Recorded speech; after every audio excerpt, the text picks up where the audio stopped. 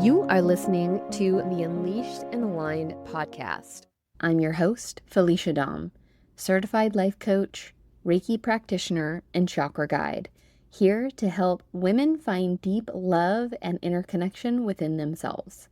This podcast is here to increase awareness, inspire your journey, and educate you as you reclaim your energy and rise fully into who you are. Check the show notes for links to my healing circle, coaching, and more ways to work with me. Now, let's dive into today's episode. Welcome back to the Unleashed and Aligned podcast. I am super excited to welcome back Kate White, who discovered painting at 55, the exact moment her body demanded transformation through 90 plus medical diagnoses. Coincidence? She doesn't think so. Raised in a spiritual church, Kate lives between the mystical and the practical.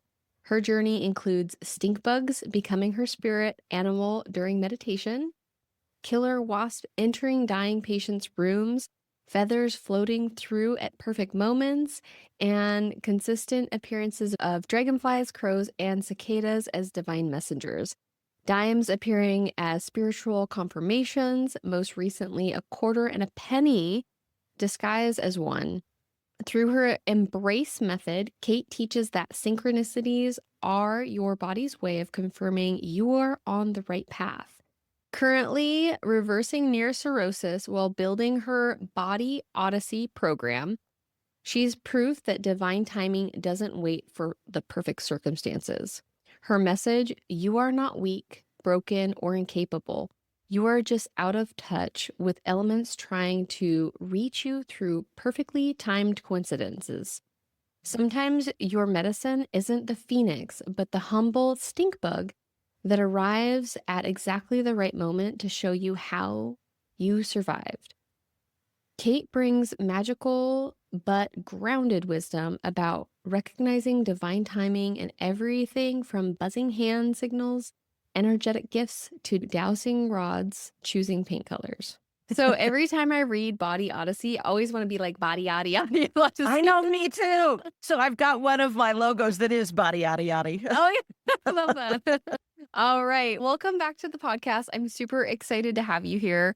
And this monthly theme is all about coincidences, synchronicities, supernatural, like things that have happened that make you kind of question, especially if you're not familiar with, or if you don't embrace the fact that there is something beyond this life, where that, I want to say, veil is thinned, and Yes. I see a little bit of glimpses of what possibilities are beyond what our eyes can see. So Yeah. thank you so much for being on this special theme, and welcome back. Okay. And So so, excited. yeah, take us to, it sounds like you have a lot of things that you could share with us. I do. I do. And I've got a year full of episodes that I could share, but I'll try to keep it brief. I've had so many very recent experiences that have been so poignant in my life. And we all question why we're here. Is it real? Even though we know it exists, we question, does it really? I think I will own that I have been through that. Even though I was raised speaking to spirit, even though I was raised talking to my father who died when I was 4, I still question, was that real? Is it real? Does it continue? And if it was real, but the medium is no longer available, will I ever have that again? And so what keeps being shown to me over and over and over and over and over and over is I am not alone. I am not alone.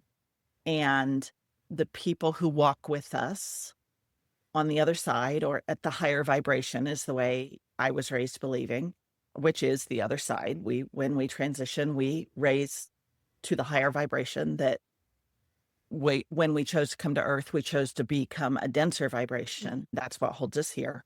And so when we release, we return to that higher vibration. So I'm continually shown that I am not alone.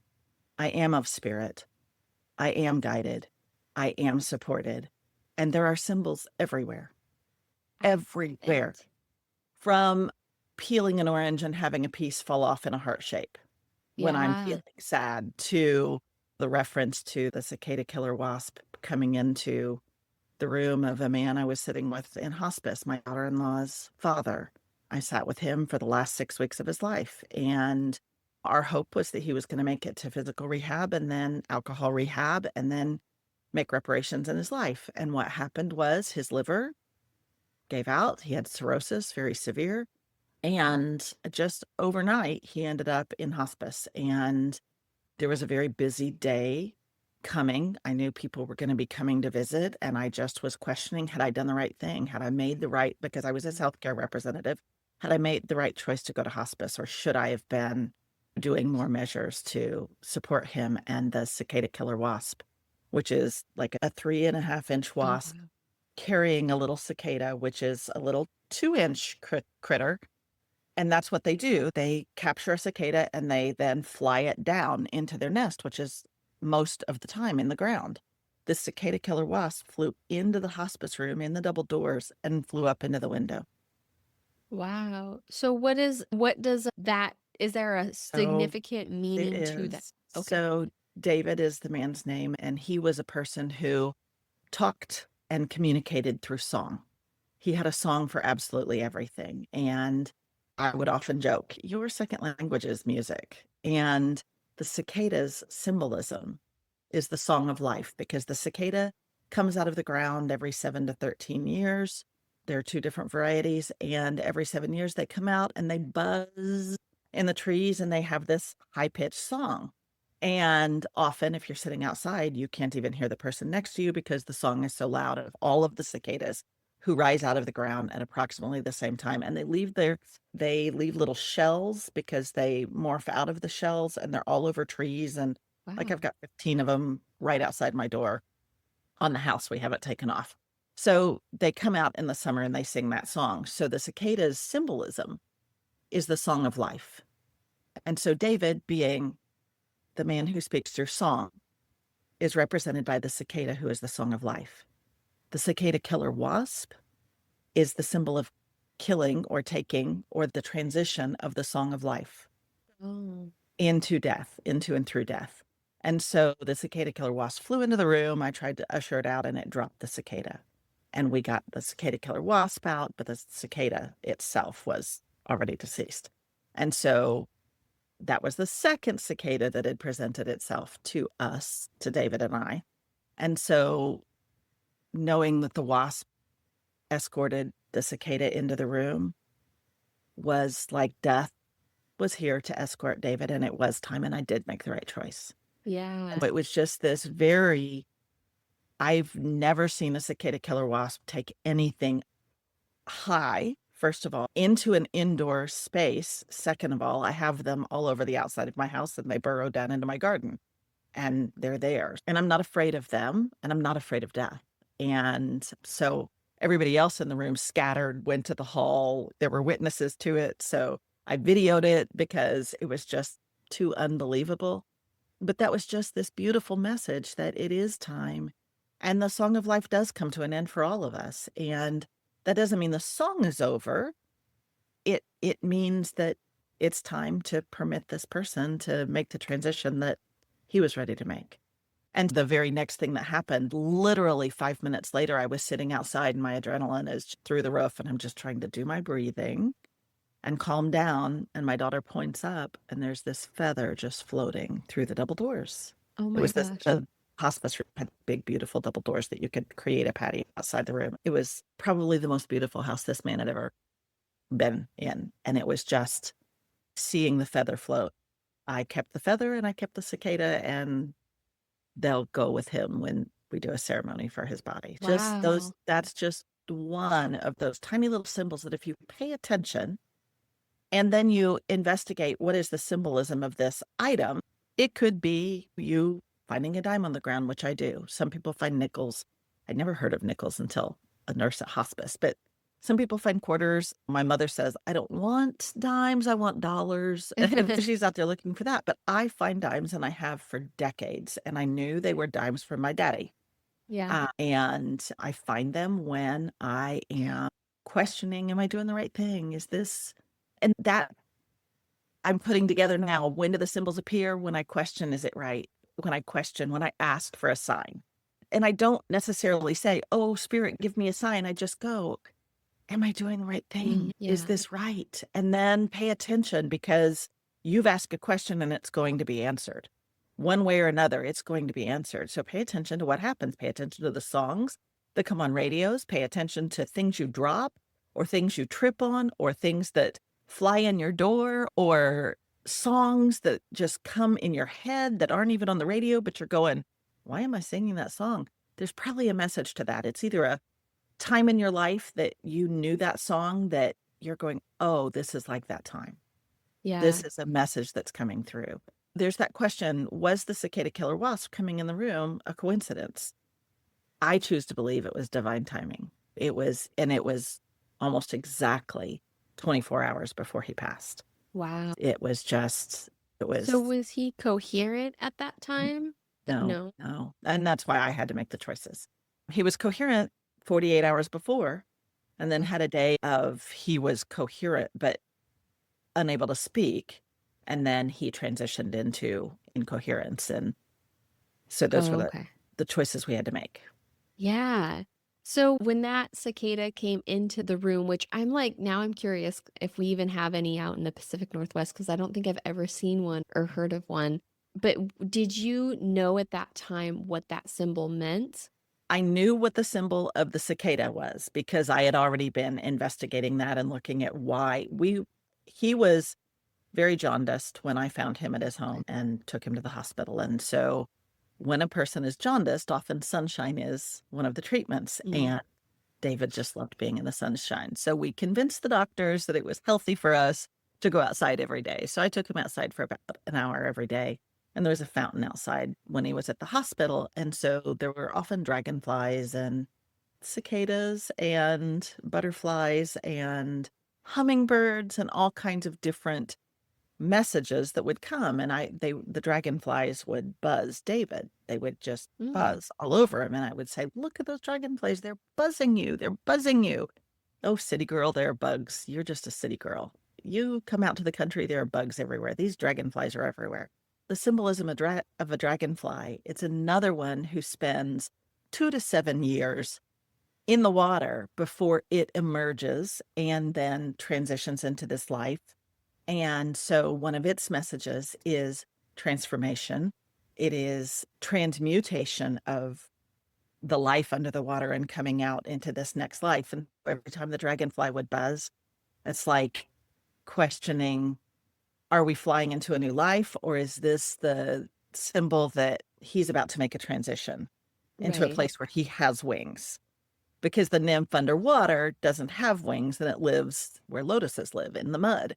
And so I would see the dragonflies and I would see the cicadas, and the cicadas would either be the shell that they leave. I wish I'd brought one in here, or the bug itself. And when you look up the bug, you're going to think, oh my gosh, that's so creepy. They have this fat body and these big wings. But the song is the thing that you pay attention to. And so I had already been researching, okay, what's a symbol of why do cicadas keep appearing to this man? Why do cicadas keep appearing? And as I left the hospital on the way to hospice, he was being taken by ambulance and I was driving. I left and there was a cicada belly up and ants were carrying it off. And so that was another, okay, we're headed to transition. This is the song of life is passing for the person who is the song of life. So I already knew cicadas. The cicada-killer wasp, because the sting is what kills the cicada, I knew that it represented death, but when I looked it up, it was the harbinger of death. It Mm. carries a creature away into death. It helps the creature transition into the next life. So it was just amazing that all of that symbolism was right there in the room, and his children were present, and they had been somewhat estranged from him because of the choices he'd made in his life, and it helped them understand that, A, their father had this ability to speak through song, and I was able to talk to them about the songs that he'd talked to me about for them, and express the stories he told me that are relevant to them because this cicada entered the room and I could bring up song. So it wasn't just for me a message, and it was also that message that I could open the door to Yeah. communicate those things in that time. What a beautiful gift too, to be able to give to somebody. Yeah. And yeah, I think that's amazing. Yeah. And then I find your post that's Yeah. talking about coincidences and divine timing. And I'm just like, all of this is important to share with people because we're in those poignant moments of life sometimes, and sometimes we're not. Sometimes we're in the kitchen where we're peeling garlic, and literally yesterday, as I was peeling garlic, a piece flew off in a heart shape, and I took a picture of it because it mattered. Yeah. And I was cutting up moldy bread that I had Mhm. made. I had brought in the house to use for the sympathy experiences we were having. Everybody wants bread, right? But Yeah. nobody wants bread. It molded. As No. I was ripping that to put in the compost bin, a moldy piece flew off, and I took a picture of that too because it was a moldy heart. And Oh. when does mold stay in the shape of a heart? And so it's just every time I see a heart, I take a picture of it. I love My that. husband and I were building a crow feeder, and so we're at Lowe's walking through the parking lot, and there's a heart-shaped splat of paint on the ground, and I take a picture of his feet walking away through the heart because he's going in Lowe's to buy the stuff to make me a crow feeder. What more beautiful way of love is there? He's not a carpenter. I think that's awesome. I Oh, see posts sometimes where people like take pictures of how something looks or a shape of a vegetable that grew in like a heart shape. And yeah, I love those. I eat them up. I'm like, oh, these are amazing. And yeah. so I like that you take pictures of them and hopefully share Yeah. them with the world as Yeah. well. Yeah. Actually, when I'm at the beach, I'm looking for heart-shaped shells and they often appear. And so every time I find one, I take a picture of it and put it up. And those are always the ones, you're right, that people like the most. So I'm going to start using that. That's a great idea. Yeah, yeah. So I'm assuming that because you had mentioned to having, I would say, more openness to these symbolisms and synchronicities probably at a younger age than most people. Do Yeah. you remember like a time where you had thought maybe this is just a coincidence?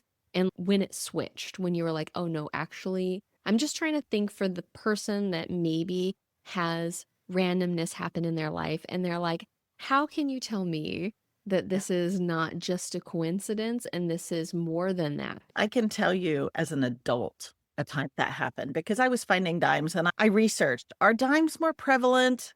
Mm. Coins, are they created more often than other coins? Because this is just a coincidence. I just find dimes. And it was right at the time that I was heading to an interview to become principal, from teaching to being principal. And I was teaching fifth grade at the time. And I threw my suit on a break. I had a teacher watch the room, threw my suit on, then escorted my students to the gym where I was parked right outside the gym so I could make it on time, get to the interview, and get back to pick them up from gym. I'm walking them to the gym hallway, and we're standing waiting for the class to disembark so that they could go in. And I look on the ground, and there is a plastic play dime on the ground at my feet. And I'm thinking, this is no coincidence because number one, a play dime, what's it going to represent? It's going to represent be yourself, have fun, play, be free. And the dime is my father and spirit in itself. And in that moment, I just dropped all of the pretenses of, Mm. oh, this is fake. And I just surrendered to, okay, I find dimes. This is a thing I do. I find dimes. And I put it in my pocket, went to the interview, walked out of the interview, went to pull it out of my pocket, and my skirt had been unzipped the entire freaking time. The whole entire interview, I had never zipped it up. And when I pulled that dime out, it was just like, okay, this is a symbol to laugh at this and play. And guess what? I got the job anyway. That's awesome. Yeah. And I like that. I think that you could say, oh, these are coincidences and what there's is there really more to that? But I feel like the idea of, like you said, you know what, this is just what this is what I do. I find times, this is from my father, this is spirit. I don't understand what the harm would be in just, even if it is a coincidence in the grand scheme of things, like if it makes somebody feel better, or if it makes your Yeah. day brighter, or if it Yeah. makes you think, you know what, I'm on the right path, I'm doing the right thing, then I feel like it's almost like that. I don't want to say fake it until you make it, but it reminds me of this coach that I follow, and she talks about manifesting, and people are like, you're delusional. And I am delusional. I'm in my own delusion, and I absolutely am having so much fun with it, and I'm loving Yes. life. And I'm like, Yes. so if that's the outcome of Yes. believing in something that Yeah. I feel like most of us want to believe in it, but then our logical brain will be like, "And if the outcome is having an amazing life, or feeling more connected to a loved one, or knowing you're going in the right direction, then why not Yeah. just embrace it and accept it?" Yeah. And my whole philosophy and what I escort people through when I'm coaching them is to just exist in the space of what if? Hmm. What if it was true? The early explorers believed, what if the earth is not flat? And Right. what did they discover? They discovered that the earth continued in a spherical way and you could make your way all the way around and not fall off the edge. What if we don't fall off the edge? Yeah. What if the song you just heard on the radio was a connection? What if it was? What harm is there in believing that? And I think that the place that we go to where there's harm is my lucky numbers are this, and I'm going to spend $2,000 on Yeah. lottery tickets every time. I'm not asking anybody to invest any finances. I'm only asking you to invest your imagination. Yeah. That's it.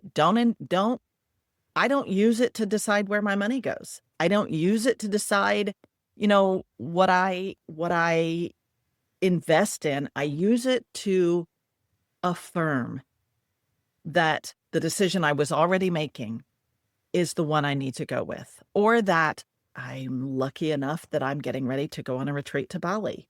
I used another symbol of that arrived just in the right time because there are two different spots I could go. One's on a business trip and one's on a personal development trip. And I found, and I wish I'd brought that in here too, a pyramid crystal with a crystal in the middle hanging. And that affirmed to me that I need to be looking within at the crystal within and doing the personal development. And I'm going to Bali. I found that in a thrift store. I bought it. I brought it home. It's sitting in my kitchen window right now.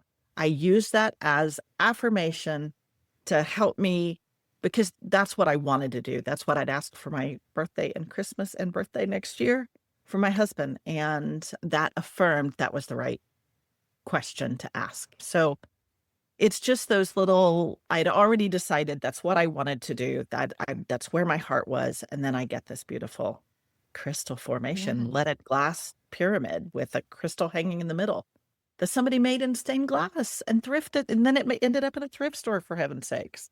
And I like that you could look at it and say, that's a really pretty item. And I love how you seen it and said, oh, this is representing I need to go deeper inward and see what is the choice that I actually want to make. Because I think I do believe that spirit drops these almost like little hints to you. And if you're not paying attention to them, then maybe they'll drop more Yeah. predominantly. But Yeah. I remember working at a spa, and a lady had come in, and I was doing a totally different, it was before I got into like Reiki and things like that, doing totally different therapy. And we started talking about Joe Dispenza and things in that nature. And she was like, I just bought his book. I've never heard of anybody that knows of him. And I think I was meant to come in here today to talk to you because I was like, oh, you should read this one and you got to check this person out. And I think that it's those little things. It can just be walking into a place and meeting somebody that you were meant to meet to affirm that you're in the right path, or you're whatever it is supposed to drop hints to you. And I think that that's really cool. Yeah. Um, I had one more question, and I just keep on getting like this inkling to ask you if there is any like predominant symbols that you Yeah. think would be really cool for people to know. Yeah. And Yeah. So butterflies are one for me that when a butterfly crosses my path, I'm looking at that's affirmation that the changes that are occurring in my life are meant to be there. It's the metamorphosis. So butterflies represent metamorphosis to me. Okay. They also represent playfulness, though, that they flit from one flower to another flower, just soaking up the nectar of life. And so I look at the behavior of the animal or creature or the attributes of the item that might appear, the attributes of a heart, for example. Hearts are a universal symbol of love. And love to me is I'm not alone. I'm loved. I'm cared for. There are nuances of each individual symbol that go for that individual person. So when I find a heart, I'm looking at all of the attributes of it. I love being loved. I'm not alone. It's not only just love, but I look at it also as that's love from spirit, that you are eternal love. So hearts and butterflies are obvious ones so I looked at dimes just as my father's telling me I'm on the right path, right? And I now look at that a little bit differently because what I've noticed is that when I find a dime, I'm in a position of shifting my paradigm. And so if I'm in a position of shifting how I think about things, I'm working with Amy Cat West right now, who's offering a program called The Jungle, where we're looking, and it begins tomorrow. So I'm not able to exactly spout off everything about it, but it's really looking at how colonialism and capitalism really infiltrated everything we do in this life. And the things that we struggle with or doubts we have about ourselves all go back to colonialism. And so when I'm considering that and I find a dime on the ground, that's confirmation that it's time for me to shift my paradigm about the way things have happened in my life and the way things have happened in the world, in the United States specifically, and to understand from a higher level of consciousness the choices I make, the words I use, the assumptions I make, the prejudices I have. And that has been something for me that has really been a tender space, because I want to say I don't have any prejudices. Then I hear myself making a statement that is grounded in colonialism or making an assumption about the rights I have to live in a home like the one I'm living in. And then looking at whole classes of people who've been relegated to live in the inner city because that's the way our transportation system was created. And they didn't have the cars or even bikes to move. So they had to stay in the inner city near the available things. And that continues into this decade.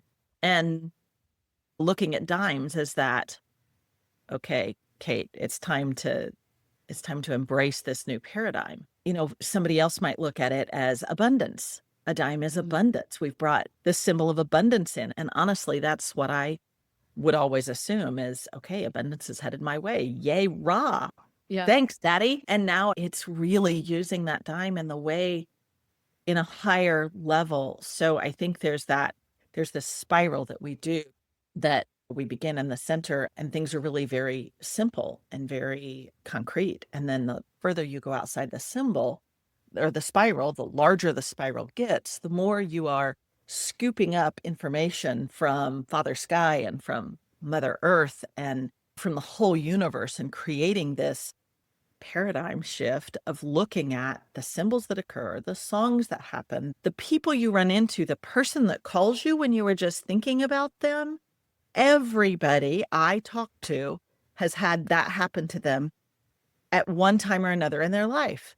And what if we looked at that as more than a symbol of more than just a happenstance, but we looked at it as a symbol that our lines of communication are connected, that there is some kind of communication between us that isn't verbal, that is more vibrational and energetic.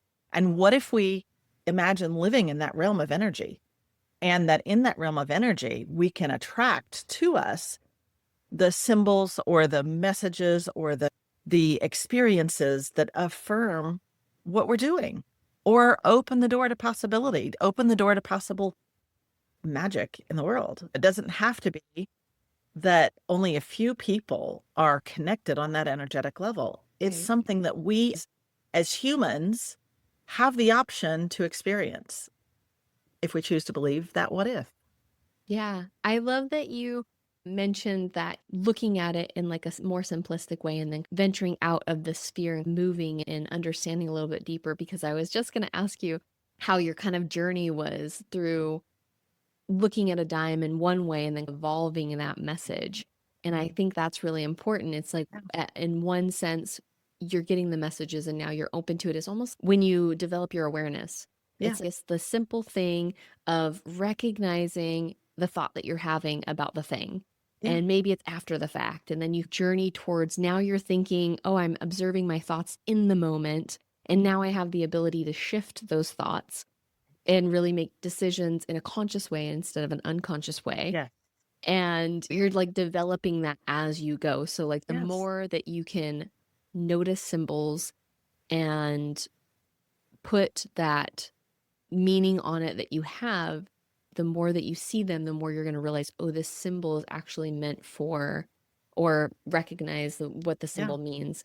And that was another thing I was going to ask is, when you, I think that you can definitely look up what symbols mean, but is there a particular, because I see this, I'm like, I love mediums and I was just watching Teresa Caputo the other night, and she always says, this is what it means to me. Like this symbol Right. is what it Yes. means to me. And so it's that Yes. part of it is, Yes. yeah, there's one way to look it up, but then Yes. there's also, what does that actually mean in your realm or sphere? Yes. Yes. So my mother is a medium, and she often tells the story of how she identifies symbols that she uses to give messages to people. And one of those is looking at something as simple as a tea bag. If she is presented with an image of a tea bag or a smell of tea, it means one thing to her that it wouldn't mean to anybody else. It might, and I don't even remember what it was, but it could have been that she had tea with her grandmother. And so a tea bag represents her grandmother to her. And Right. so she would say, I sense a grandmother's presence. And so that doesn't mean that person's grandmother drinks tea. It means that's how the message gets through to her to represent that entity for someone. And so for me, it is all personal. And understanding the cicada was the song of life really had to do with David and him being the messenger of songs, and me going, oh, the cicadas keep singing so loud, even at the hospice center, so loud that we had to close the doors. We couldn't Wow. hear each other. And just recognizing that, oh, the cicada is the song of life.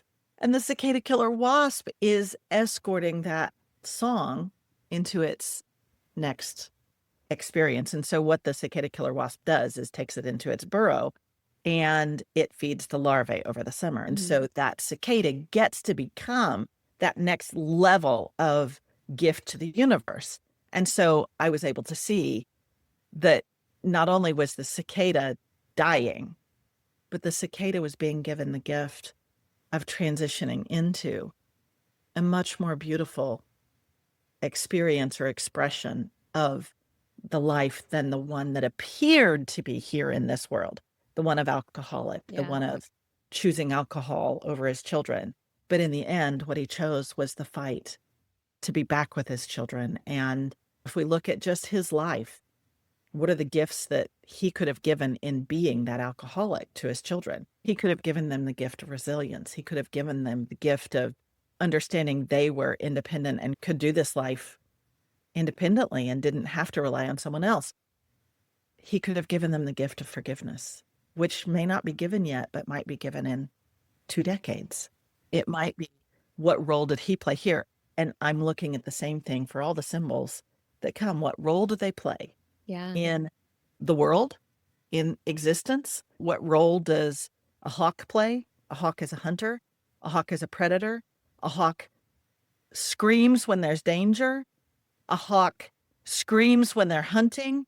It's this, you look at all they soar, you can look at their feathers, you can look at whatever is meaningful to you is where that symbolism is important. It isn't, yes, I can look up on the internet, and I did for the cicada-killer wasp, because I'm like, okay, I see it's a killer, what else?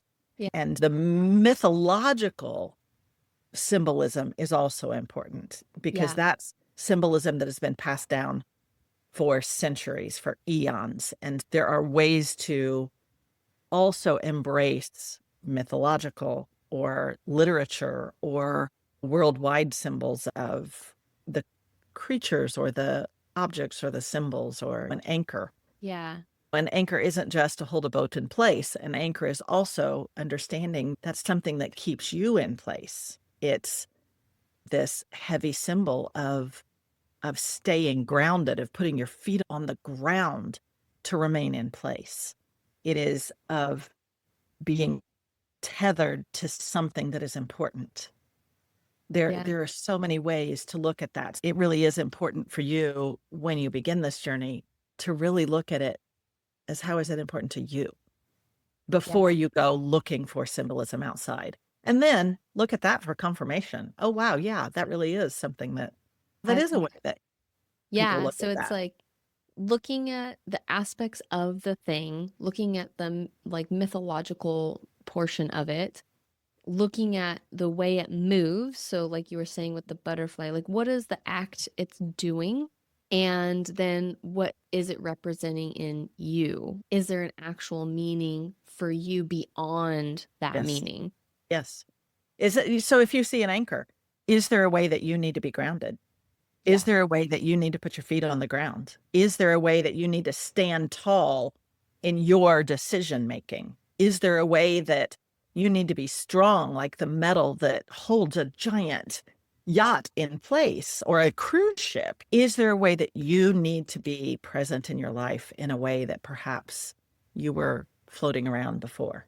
Just, and if not, release it. It wasn't meant for you. It's for somebody else or something else, or it was just a coincidence. But Yeah. if there's a way, that tuck it away, because it might make sense later. Yes. Oh my gosh. I love this conversation. I love what you've brought because I think that it just makes me want to look up so many things. Yeah. I have so many hummingbirds and we have hummingbird feeders, but sometimes the hummingbirds, I feel like they're trying to tell me that they're hungry, even though they have food though, or maybe they're trying to tell me that thank you for the food. But I often will have them fly in my face and just sit there and stare at me. Mhm. And I know a friend was like, "Oh my God, is a hummingbird your spirit animal?" And I was like, "We have a lot of hummingbird feeders around here, so I think that they're just here." But I do feel like they're like saying something to me, and maybe it's thank you, but And it could be thank you. And it could be, so hummingbirds, they do the flitting around as well. They don't light very long in one spot. They're able to move in all directions, like a helicopter, right? Because the helicopter was created like the dragonfly and hummingbird. They shouldn't be able to fly like a bumblebee. They've got a lot of mass and very little wing to take them there. And it's like the dragonflies that were buzzing David. And he's, oh, they're just dragonflies. Okay, I chose to look at them in that moment as playfulness, because we were joking and he was calling me city girl, and it was going back and forth. And we were going, did you ever think that we'd be sitting here together like this? Our yeah. kids got married a year ago, but did you think we'd ever know each other at this level? He's like, no, I never thought you'd see my naked ass in the hospital either, but here we are. It was just this ongoing humor.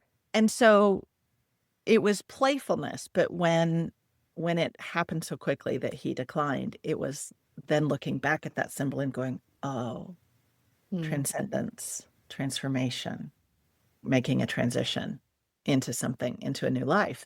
And sometimes that symbol will hit you later. So sit on that hummingbird, investigate the mythological meanings, look at what they are, but they have a way of pulling the joy out of life, finding that nectar, finding the sweet stuff, while still in motion, while still doing Mm. all these beautiful things in the world. They're able to zone in and pull up the sweet stuff. And I feel like, just tuning in, I feel like that's the symbol for you, is that you need to recognize that you have a way of seeing the sweet stuff in life, even when you're in motion doing all these other things, and that you pull that sweet stuff into your own life. And if you don't feel like you do, maybe it's a message that you should, I that is love that. something that you're invited to consider doing. Yeah. I'm So gonna pay more attention, but that does resonate with me. When you said that, I good. was like, "Oh, actually, yeah, I because I am an emotional lot." Yes. And I have a giant hummingbird that I have in my studio that is normally behind me, and it's joy. It just represents joy to me. But for you, it feels like it's gathering the sweetness Yeah. while you're doing the moving. Yeah. that you're able to do that.